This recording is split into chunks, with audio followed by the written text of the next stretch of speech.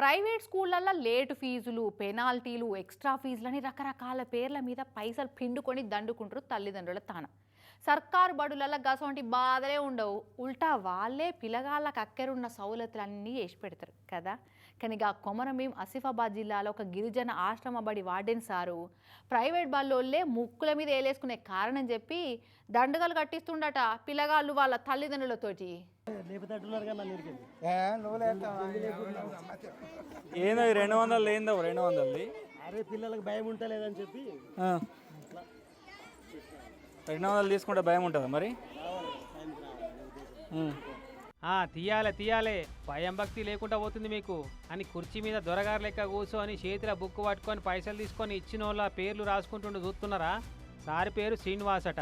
కొమరంభీం ఆసిఫాబాద్ జిల్లా బెజ్జూరు మండల కేంద్రంలో ఉన్న గిరిజన బాలికల ఆశ్రమ బడి వార్డెన్ సారట. ఎండాకాలం సెలవులు వచ్చినాక బడి చాలు కాగానే చాలా మంది రాలేదట. కొందరు 2-3 రోజులు, వారం 10 రోజులు ఆలస్యంగా వచ్చిరట.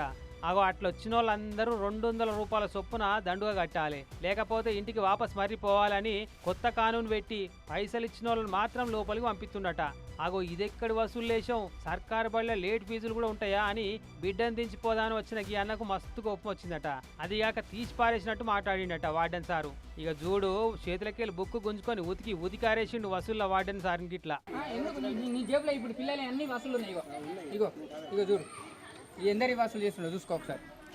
ఇది చూడు, ఇగో మనిషికి 200, 1000 రూపాయలు, 100 రూపాయలు ఇట్లా మొత్తం వసూలు చేసిండు. చూడు ఒకసారి చూడు. అంటే న్యాయంగా మాట్లాడితే కళ్ళుగా ఉన్న లెక్క కనబడుతున్నా నీకు ఎట్లా కనబడుతున్నా? నేను చేయట్లేదా? నేను కనబడట్లేదా నీకు? క్రమశిక్షణ తప్పుతున్న పిల్లలను క్రమశిక్షణలో పెట్టాలనుకుంటూ తప్పు కాకపోవచ్చు, కానీ పేదోళ్ళ తాన గిట్లా పైసలు గుంజి మీరు క్రమశిక్షణ తప్పుడే తప్పు కదా వార్డెన్ సారు. వాళ్ళను క్రమశిక్షణలో పెట్టి వాళ్ళ సొమ్ము మీరు తిండేంది? అట్లా పైసలు పెట్టలేకనే కదా సర్కారు బడులు హాస్టళ్లలో పిల్లగాలను విడిచిపెట్టేది వీళ్ళంతా.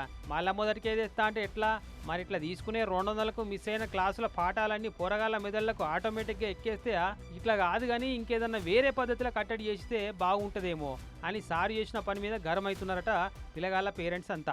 మనిషికి 200, 1000 రూపాయలు, 100 రూపాయలు ఇట్లా మొత్తం వసూలు చేసిండు. చూడు ఒకసారి చూడు.